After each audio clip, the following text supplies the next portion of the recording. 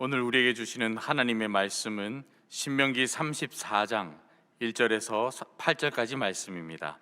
다 함께 일어나셔서 하나님의 말씀을 경청하겠습니다.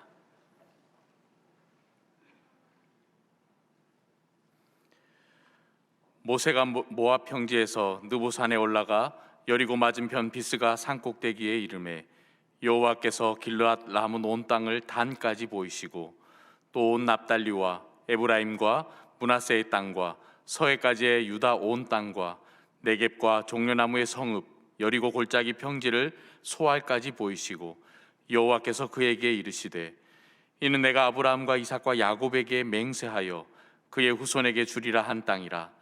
내가 내 눈으로 보게 하였거니와 너는 그리로 건너가지 못하리라 하시매 이에 여호와의 종 모세가 여호와의 말씀대로 모압 땅에서 죽어 벳부올 맞은편 모압 땅에 있는 골짜기에 장사되었고 오늘까지 그의 묻힌 곳을 아는 자가 없느니라.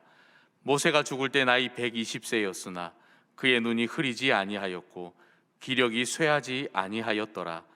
이스라엘 자손이 모압 평지에서 모세를 위하여 애곡하는 기간이 끝나도록 모세를 위하여 30일을 애곡하니라. 이것은 하나님의 말씀입니다. 아멘. 마산에 대학에 있을 때니까 비교적 40대 초반이라고 볼 수 있겠죠. 감기가 하도 낫지 않아서 병원에 가서 엑스레이를 찍어봤습니다. 그랬더니 의사 선생님이 심각하게 보시더니 아무래도 큰 병원 가셔야 되겠습니다, 그렇게 이야기를 하시는 거예요. 그때가 금요일이었으니까 금요일은 바로 예약도 되지 않고요. 근데 그 얘기를 듣고 난 뒤로부터 제 마음은 천국과 지옥을 왔다 갔다 하기 시작했습니다. 그러니까 토요일 지나고 주일 지나고 월요일 그 결과 나올 때까지 한 일주일 동안은 아마 죽다가 살아난 것 같습니다. 얼마 전에 우리 교회 권사님 한 분이 저와 비슷한 상황 속에 있어서 너무너무 마음이 힘들고 어려워서 찾아오셔서 기도를 받고 가셨는데 제가 그때 생각이 나면서 참 간절하게 기도했습니다. 근데 한 일주일 지난 다음에 문자가 왔어요. 목사님 괜찮답니다. 얼마나 반갑고 감사했는지. 그러나 아마 그 권사님이 일주일 동안 천국과 지옥을 왔다 갔다 하셨으리라고 그렇게 생각됩니다. 죽음은 우리 멀리 있는 것 같아서 보이지도 않고 느껴지지도 않지만 얼마나 우리 가까이 있는지 알지 못합니다. 아니, 우리와 함께 더불어 살아가고 있죠. 죽음이라는 것은. 죽음에 대한 일반적인 것은 분명한 진리는 반드시 우리는 죽는다는 것, 그리고 우리가 얼마나 살지 알지 못한다는 것, 언제 어떠한 모습으로 이 땅을 떠나게 되는지 알지 못하기 때문에 어떤 경우에는 애써 생각하지 않고 살려고도 하고 어떤 경우는 두려움 때문에 걱정하는 분들도 많이 있습니다. 우리 인생의 연습이었고 언젠가 반드시 죽는다면 우리가 오늘을 어떻게 살아야 될지를 진지하게 관심을 갖고 살펴봐야 됩니다. 왜냐하면 죽음은 인생 전체의 결산을 담고 있기 때문입니다. 오늘 본문은 모세가 하나님의 인도함으로 아바림 산맥 중에 가장 높은 산에 가장 높은 산 봉우리에 바로 이 비스가라는 곳에서 하나님의 부름을 받습니다. 모세는 가나안 땅이 보이는 곳에서 사명을 다하고 백성들과 죽음으로 작별을 구하게 됩니다. 이 모세의 일평생을 두고 신명기 34장 10절에는 이렇게 말씀합니다. 그 후에는 이스라엘에 모세와 같은 선지자가 일어나지 못하였나니 모세는 여호와께서 대면하여 아시던 자요라고 모세 인생을 결산하는 그런 말씀을 합니다. 오늘 우리는 아직 살아있죠. 그러나 육체적으로는 죽음이라는 마지막을 향해서 한 걸음 더 다가서게 선 날이기도 합니다. 하루를 더 살았다는 것은 우리가 이 땅을 떠날 마지막 날에 하루 더 가까이 갔다는 얘기가 됩니다. 내 인생의 묘비를 내가 누군가 세워준다면 내 인생의 묘비 앞에 다른 사람이 나에게 뭐라고 내 인생을 결산해서 요약할까, 적어줄까 하는 것을 한번 좀 한번 생각해 보십시오.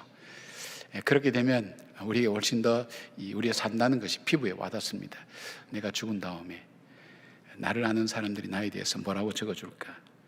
오늘 모세가 살았던 그 삶, 하나님께서 인정하시고 또 축복하신 그 삶을 통해서 오늘 우리는 어떻게 살아야 될지 매 순간 결단하면서 모세를 통해서 하나님 주시는 은혜를 우리가 함께 나누고자 합니다.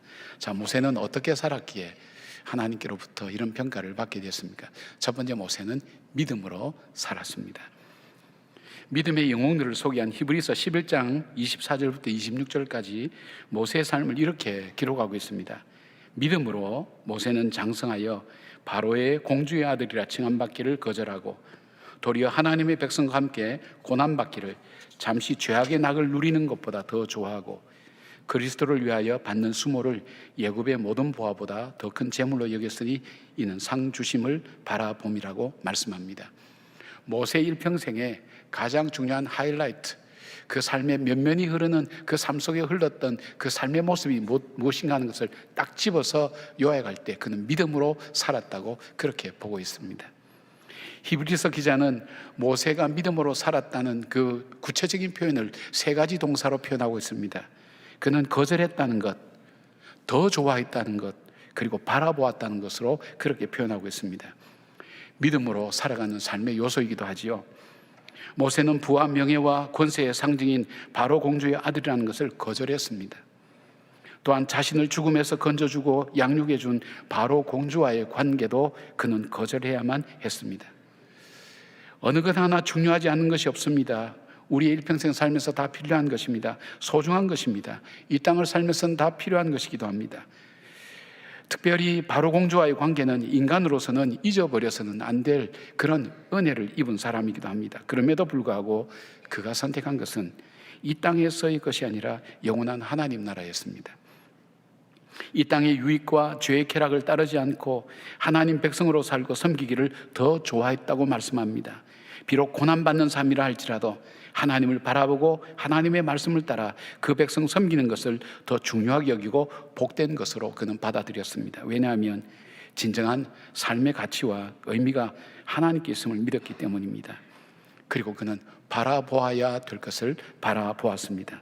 바로 하나님 나라에서 주시는 상을 바라보고 살았습니다.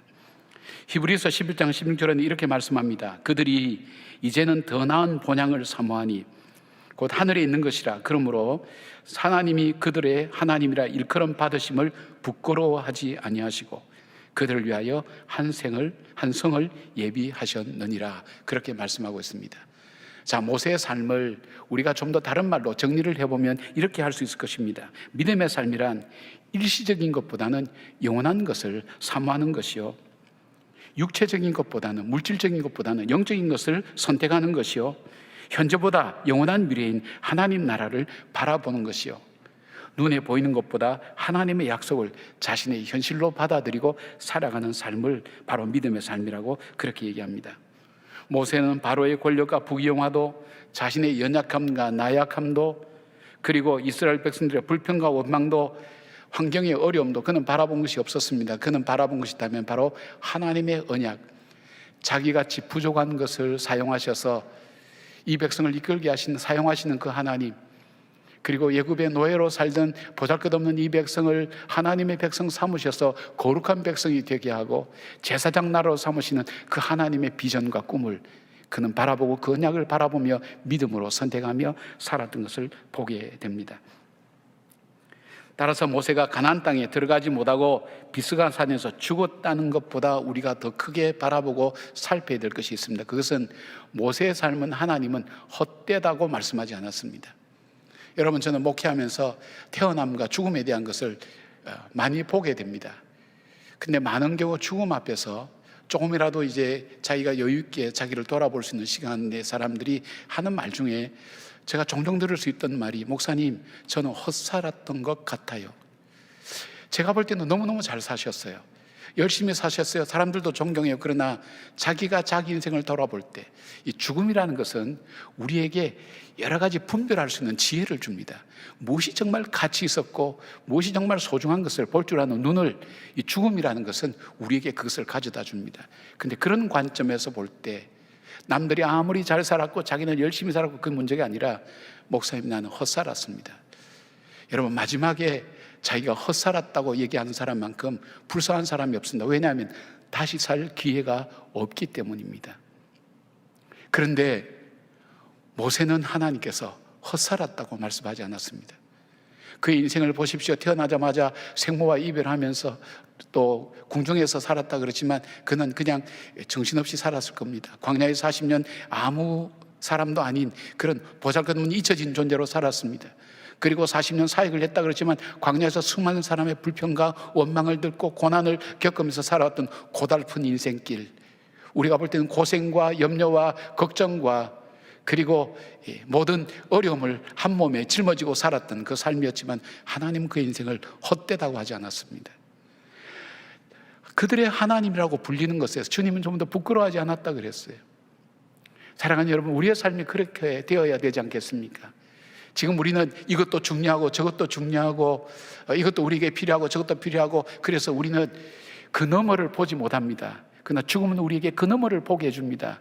그 죽음 앞에서 후회하지 않는 인생, 헛된 삶이 아니라는 것. 그리고 또 하나 보여주는 확실한 것이 있다면 하나님께서 정말 가능성 없는 존재인 모세 자신을, 희망 없는 이스라엘 백성, 노예 같은 이스라엘 백성들을 하나님께서 그 가나안 땅까지 그 언약을 끝까지 지키시고 보여주시는 하나님의 비전과 꿈을 모세에게 보여주신 것입니다. 그렇다면 모세는 단순히 가나안 땅만을 사모한 것이 아니었습니다. 하나님 주시는 그 언약과 약속을 바라보며 살았던 것을 보게 됩니다. 바울도 믿음으로 자기의 삶을 살았던 사람입니다. 그는 디모데후서 4장 7절 8절에 이렇게 선포합니다. 나는 선한 싸움을 싸우고 달려갈 길을 마치고 믿음을 지켰으니 이제후로는 나를 위하여 의의 면류관이 예비되었으므로 주 의로우신 재판장이 그날에 내게 주실 것이며 내게만 아니라 주의 나타나심을 사모하는 모든 자에게도니라. 바로 오늘 우리에게도 동일한 약속을 하고 계신 것을 보게 됩니다. 오래전에 저희 고향 저수지에서 우렁이를 접던 아이가 숨지는 사고가 있었습니다. 이 아이는 물속에서 돌멩이 사이에 있던 우렁이를 보고 손을 넣어 잡아서 움켜쥐었습니다. 근데 돌멩이 사이에 이 주먹이 빠져나오지를 못했습니다. 이 아이가 우렁이를 그냥 놓아버렸으면 빠져나와서 살 것인데 끝까지 이것을 붙잡고 놓지 않았습니다. 결국 그는 거기에서 생명을 잃어버리고 말았던 것입니다. 오늘 우리에게 믿음이라는 것이 뭘까요? 오늘 모세처럼 우리가 놓아야 될 것을 놓아야 됩니다. 거절할 것을 거절해야 됩니다. 그것이 믿음입니다. 나에게 지금 소중한 것처럼 여겨져도 그걸 놓지 않으면 다른 것 잡을 수가 없습니다. 거창한 것도 아닙니다. 추상적인 것도 아닙니다. 그리고 또 하나 볼 수 있다면 예수님이라면 어떻게 하셨을까라는 생각을 가지고 현실을 직시하는 것입니다. 우리는 이 생각을 안 하면 내가 살아온 방식대로 사물을 바라보고 사건을 해석하고 그대로 살아가게 되어 있습니다. 보십시오. 사람이 살아온 대로 죽지 내가 마지막에 다시 새롭게 살겠다, 어렵습니다. 그런 분 제가 본 적은 별로 없는 것 같습니다. 마지막에 막 달라져 가지고 새롭게 사라지고 이것은 힘듭니다. 살아온 대로 살아가게 됐습니다. 이 관성의 법칙입니다. 그런데 우리를 일깨우고 멈춰서는 것, 내 생각을 잠깐 멈춰서고 내가 살아왔던 것을 잠깐 멈춰서는 그 중요한 구체적인 방법 중에 하나가 예수님이라면 이때 무슨 말씀을 하실까? 어떻게 선택하셨을까를 내가 생각해보고 기도할 때 하나님께서 나를 돌아볼 수 있는 바로 그런 기회를 주신다는 것입니다. 그리고 난 다음 내 자신을 쳐서 내 습관 속에 젖어들었던 것, 내가 옳다고 생각했던 것, 내가 세상 살면서 확신했던 것, 그것을 쳐서 복종시켜서 무엇에? 하나님 말씀에 나를 쳐서 복종시키고 순종하고 그 말씀을 따라가는 삶을 선택하는 삶, 그것이 바로 믿음의 삶이 되는 것입니다. 사랑하는 여러분, 우리가 오늘 살아갈 때 여러분은 살아왔던 대로 살아가실 수가 있습니다. 말씀을 들어도 성경을 보아도 예배를 드려도 그냥 내가 살아왔던 방식대로 그대로 살아가고 삶이 변하지 않습니다. 그러나 하나님 말씀이 내 속에 들어오고 그 말씀이 내 안에서 역사하실 때 우리는 하나님이라면, 주님이라면 어떻게 하실까 하는 그 생각을 우리는 하게 합니다. 성령께서 그렇게 우리를 인도해 갑니다. 그리고 그것을 통해서 내가 살아왔던 삶의 방식이 아니라 하나님이 원하시는 삶을 우리는 찾게 됩니다. 그것이 바로 믿음의 삶입니다. 그것을 선택하고 삶으로 이어지게 만드는 것, 그것이 믿음의 생활이라는 것을 우리가 기억하시길 바랍니다. 사랑하는 여러분, 오늘을 살아가지만 현실을 따라가고 내 자신의 살아온 삶을 따라가는 것이 아니라 오늘 주님께서 나에게 주시는 그 비전과 꿈, 언약을 따라서 그 하나님의 소망을, 하나님 나라의 소망을 붙들고 오늘 내 삶을 구체적으로 선택하고 결정하는 일에 믿음으로 결단하고 살아가는 우리 모두가 되기를 주님의 이름으로 축복합니다. 자, 모세는 어떻게 해서 주님께서 그렇게 인정하시는 삶을 살았을까요? 그 일평생 인생을 결산할 때 그렇게 주님께서 칭찬하셨을까요? 그는 하나님의 일을 준비하며 살았습니다. 좀 더 구체적으로 말씀드리면 이스라엘 백성의 미래를 준비하는 삶을 살았다는 것입니다. 모세는 가데스에서 하나님께서 반석에게 명령하여 물을 내리라고 하신 말씀을 어기고 화를 내며 반석을 지팡이로 2번이나 치면서 물을 내게 됩니다. 이 일 후에 하나님께서 모세와 아론에게 이렇게 말씀합니다. 민수기 20장 12절에 여호와께서 모세와 아론에게 이르시되 너희가 나를 믿지 아니하고 이스라엘 자손의 목전에서 내 거룩함을 나타내지 아니한 고로 너희는 이 회중을 내가 그들에게 준 땅으로 인도하여 드리지 못하리라 하시니라. 이 말씀 뭡니까? 모세, 너가 그렇게 가고 싶어하고 꿈꾸던 가나안 땅에 너 못 들어가. 그리고 너는 그 입구에서 죽을 거야. 사형 선고나 마찬가지입니다. 여러분, 그 얘기를 들을 때 얼마나 모세가 절망되겠습니까? 이것 위해서 지금까지 꿈꿔왔는데 그 바로의 군대들과 대적하기도 하고 바로와 싸우기도 하고 그리고 불평과 원망 들으면서 여기까지 걸어왔는데 그 일의 마지막이 너는 저 그리던 그 땅에 들어가지 못한다. 그리고 넌 죽는다 할 때 어떤 마음이 그 마음속에 들어가겠습니까? 모세가 간청합니다.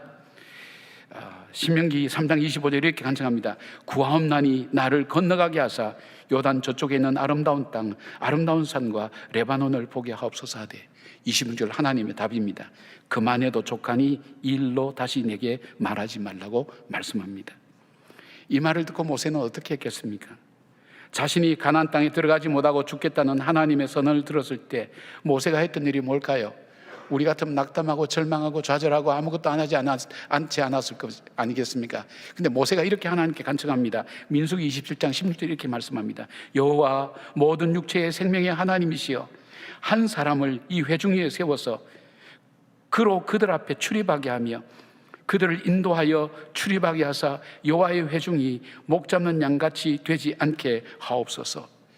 쉽게 말씀드리면 나는 죽고 저 땅에 들어가지 못한다 할지라도 하나님은 그 언약을 이루어 가실 것인데 그 언약을 정말 이룰 수 있는, 나를 대신할 수 있는 사람, 그 사람을 하나님 세워주셔서 이 백성들이 목 잡는 양같이 광야에서 방황하지 않도록 하나님 해주십시오. 그리고 그 땅에 들어가서도 하나님을 예배하고 찬송할 수 있는 사람이 될 수 있도록 하나님 바로 그런 일들을 바로 이 백성을 위해서 하나님을 세워주십시오. 그 간구를 한 겁니다. 참 굉장히 중요한 그런 하나님께 간구하는 것이죠. 우리가 너는 그렇게 못할 거야, 너는 죽을 거야 할 때 감히 하나님 앞에 이런 기도를 드릴 수 있을까요? 모세는 자기가 들어가지 못하지만 들어가는 사람 이상으로 이스라엘 백성의 미래를 준비하는 일을 그 다음부터 하게 됩니다. 모세는 가나안 땅에서 미래를 위해서 4가지 준비를 하는 것을 성경은 대충 이렇게 얘기하고 있습니다. 하나는 자신의 뒤를 이을 여호수아와 아론의 역할을 할 제사장 엘라살 등 지도자를 세우고 양육하게 됩니다. 자신이 떠나도 모세의 일을 계속할 수 있는 사람, 그리고 이 백성들이 하나님을 예배하는 것을 소홀하지 않고 하나님께 계속 경배하며 예배하며 이들이 정말 하나님의 거룩한 백성이 되고 제사장의 나라가 되는 그 하나님의 귀한 꿈을 이루어 드릴 수 있는 바로 그 백성을 훈련시키고 함께 할 수 있는 그 제사장 여호수아와 엘리야사를 선택하고 양육합니다. 훈련합니다. 2번째로 가나안 땅에 들어가서 땅을 지파별로 분배하기 위해서 인구조사를 실시하였습니다. 가나안 땅에 들어가는 것이 최종 목표가 아니었습니다. 바로 이들에게 있어서 가나안 땅은 바로 그곳에 들어가서 하나님의 거룩한 백성으로 어떻게 살 것인가, 그리고 열방 가운데 제사장의 나라로 어떻게 살 것인가는 그 사역의 현장이 가나안 땅이라는 것입니다.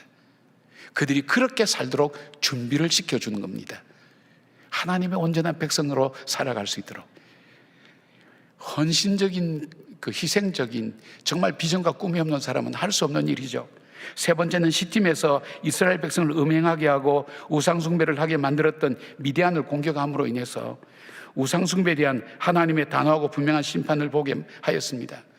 이스라엘 백성이 가나안 땅에 들어가서도 잊지 말고 기억해야 될 것이 있다면 우상 숭배만은 하나님께서 반드시 심판하신다는 것 잊지 말라는 겁니다. 우상 숭배하지 말라는 것을 그들에게 교훈으로 보여줍니다. 이 미디안 족속, 어떤 족속이 미디안 족속은 자기 장인의 족속이에요. 자기 아내의 민족이에요. 그러나 동시에 그 땅에서 이 발람이라는 이 선지자도 미디안 족속입니다. 하나님께서 그 우상 숭배하는 바로 그들을 심판한다는 것을 분명히 교훈해 주었습니다. 그리고 마지막으로는 광야 생활을 잊어버리지 말고 기억하라. 그리고 그 땅에 들어가서도 하나님을 사랑하고 하나님을 경배하고 하나님을 찬양하라. 그리고 축복을 선택하되 저주를 선택하지 말라. 그런 내용을 담은 세 편의 설교를 이 모압 광야에서 합니다. 이것이 신명기서입니다. 철저하게 이 사람들에게 미래를 위한 준비를 한 것을 보게 됩니다. 광야를 살지만 그리고 가나안 땅에 들어가지 못하고 죽을 것이라는 하나님의 말씀을 듣고도 모세는 가나안 땅에 들어가서 살아야 될 이스라엘 백성의 미래를 위하여 좀 더 구체적이고 분명하게 준비를 하였던 것입니다.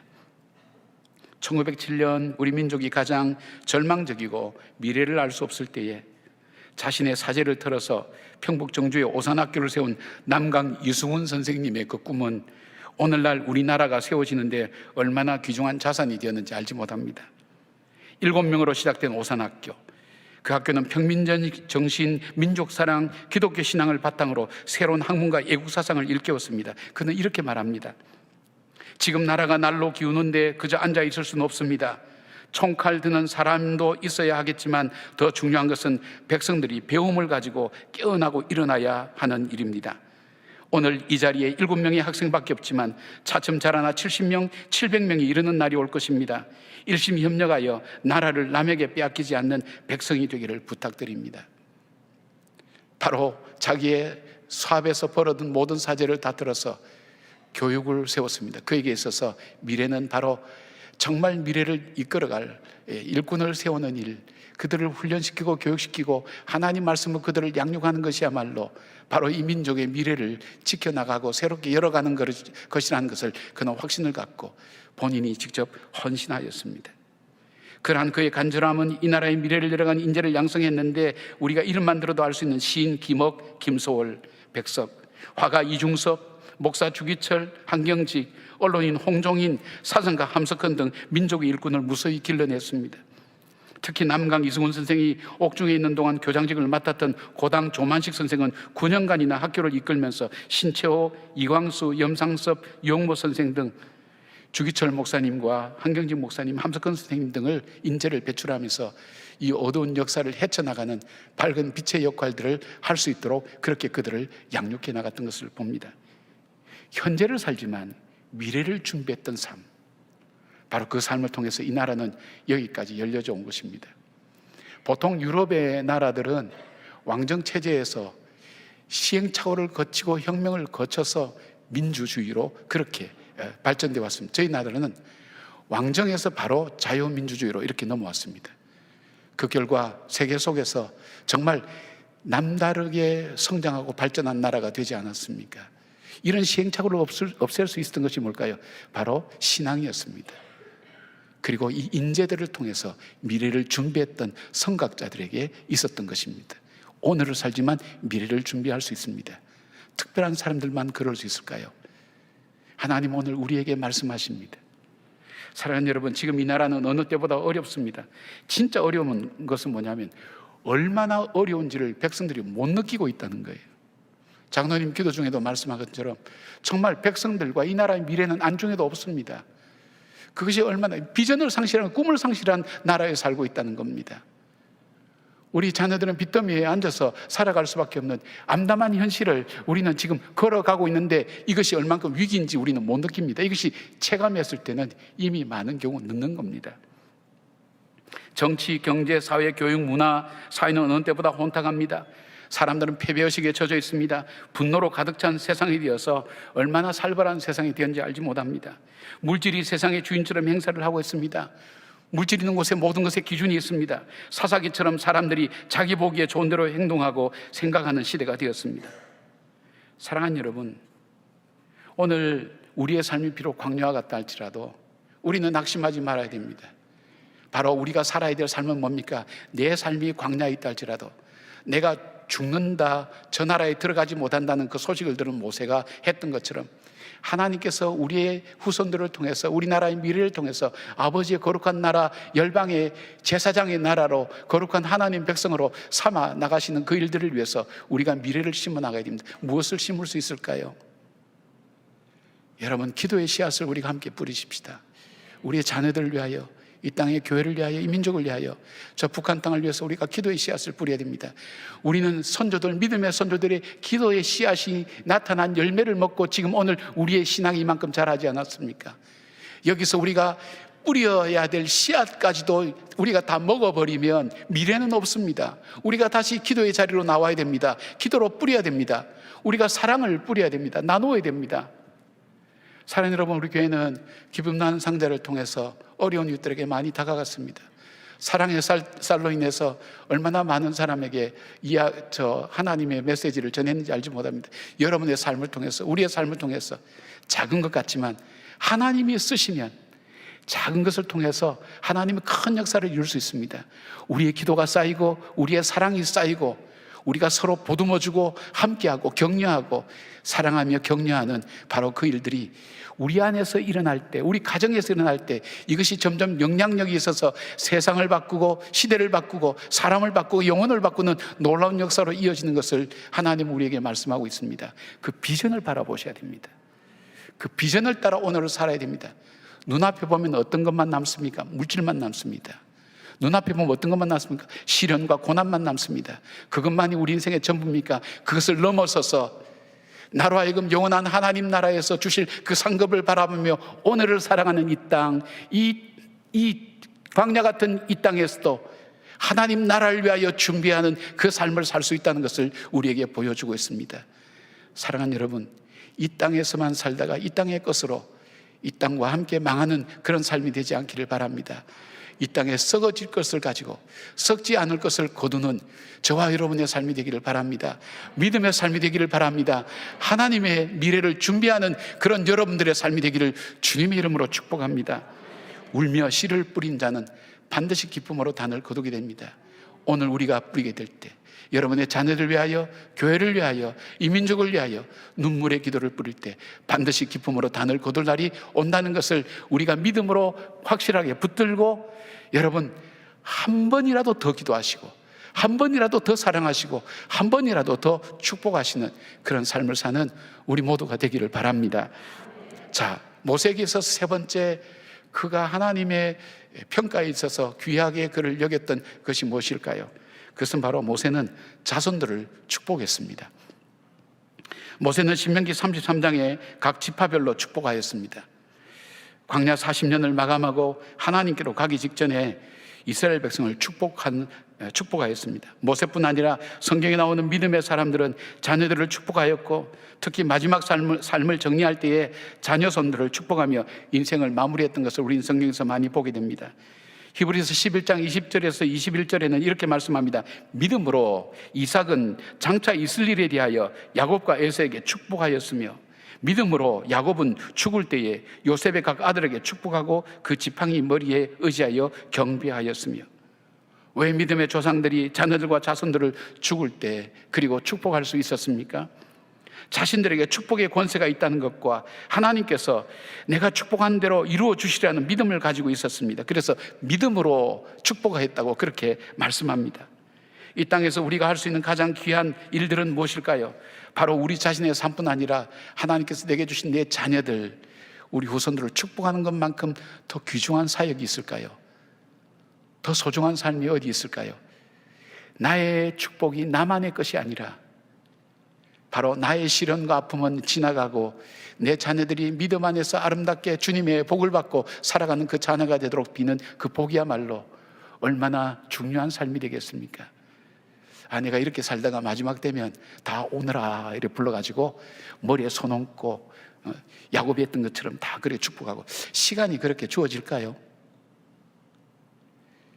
그렇게 살지 못한 사람이 마지막에 그렇게 살까요? 절대 그렇게 못 삽니다. 많이 보았습니다. 살아온 대로 죽습니다. 기억하셔야 됩니다. 그렇다면 어떻게 할까요? 오늘 우리 자신의 삶이 자녀들과 후손들에게 축복된 자의 삶을 살아야 됩니다.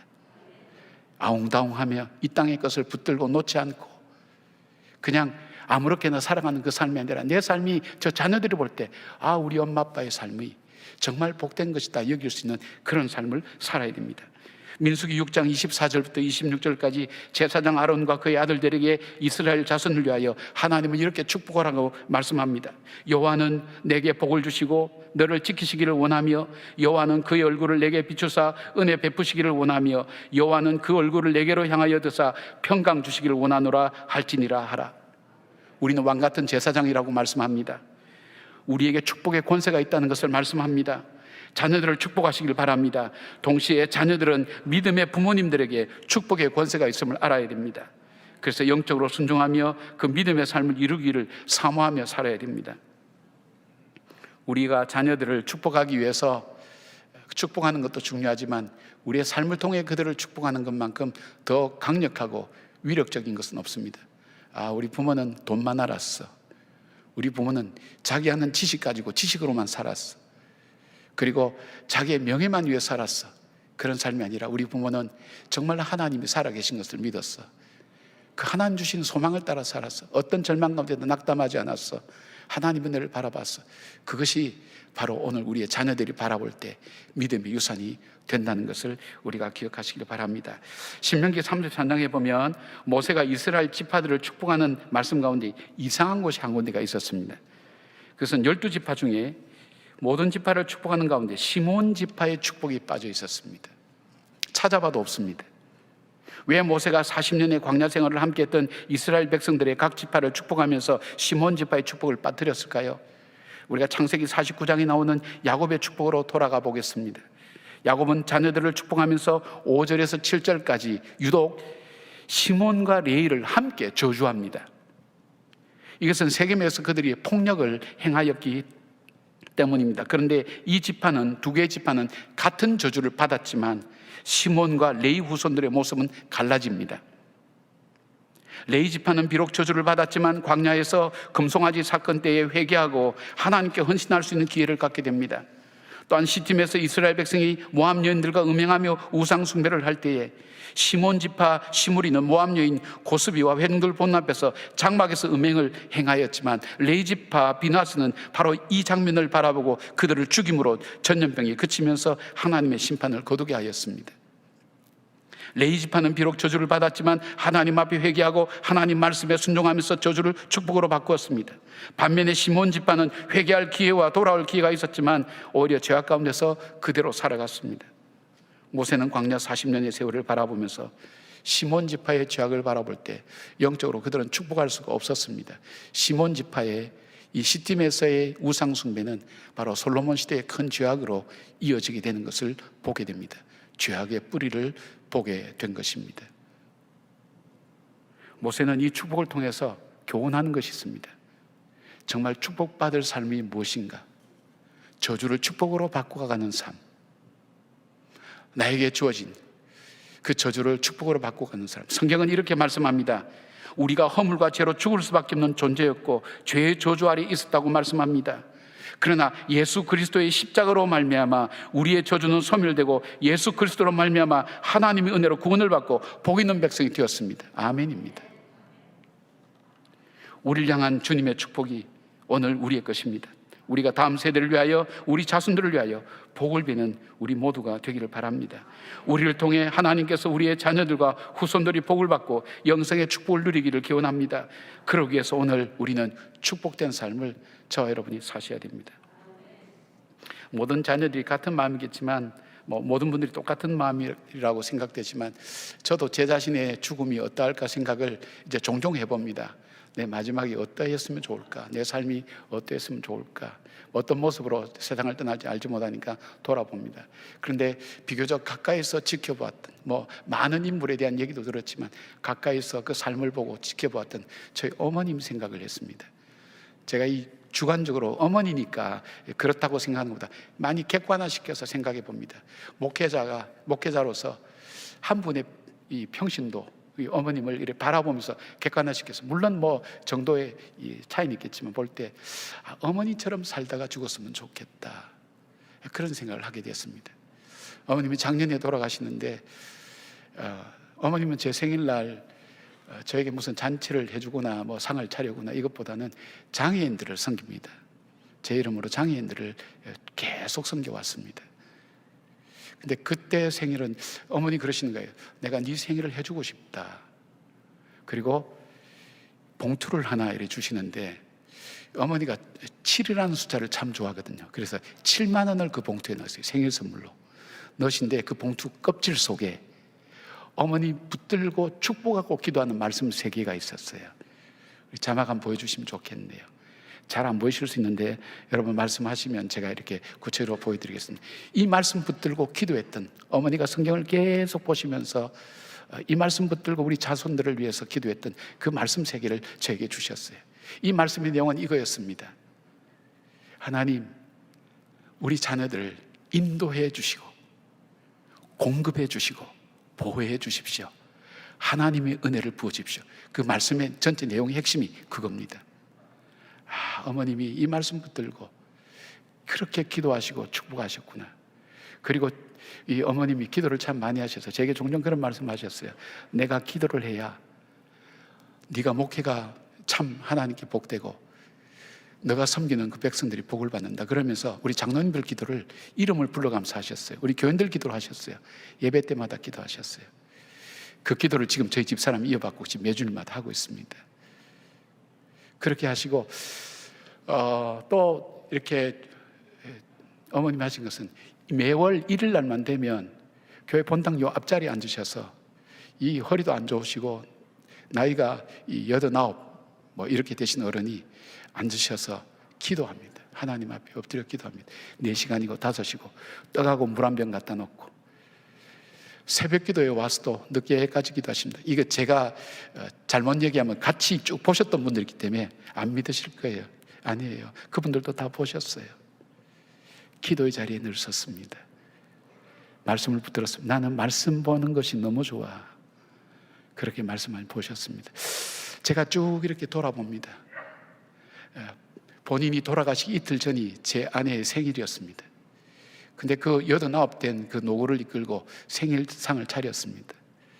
정말 사랑하는 며느리를 위해서 베푸시는 그 모습. 그리고 전날은 무슨 일이 있으면 제 방에 하면 그 사진이 있습니다. 전날 본인이 이 땅을 살면서 사랑받고 신세졌던 사람들에게 전화도 하고 선물도 하고, 그 마지막 날에는 정말 사랑을 많이 받았던 분을 불렀어요.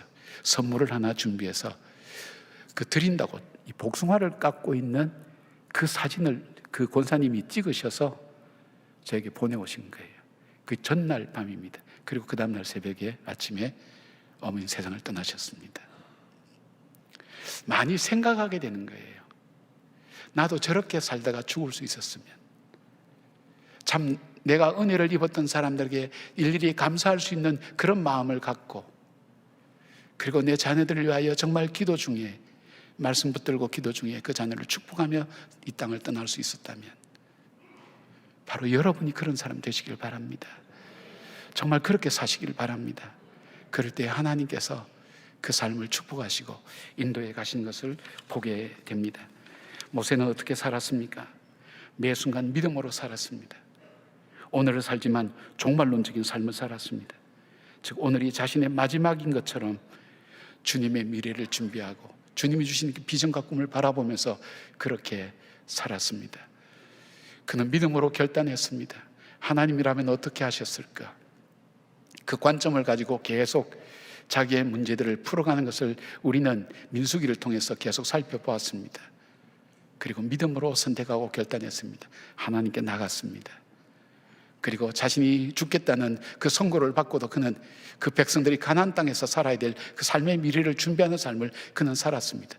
그들이 복을 받도록 오늘 우리의 삶이 그러한 삶이 되어야 되지 않겠습니까? 세상은 어떻게 변화해 간다 할지라도, 세상은 뭐라고 얘기한다 할지라도 우리는 이 믿음 붙들고 있습니다. 이 소망 붙들고 있습니다. 그래서 어떻게 해야 됩니까? 사랑하셔야 됩니다. 그리고 우리 사랑이 구체적인 삶을 통해 나누어지는 삶이 되어야 됩니다.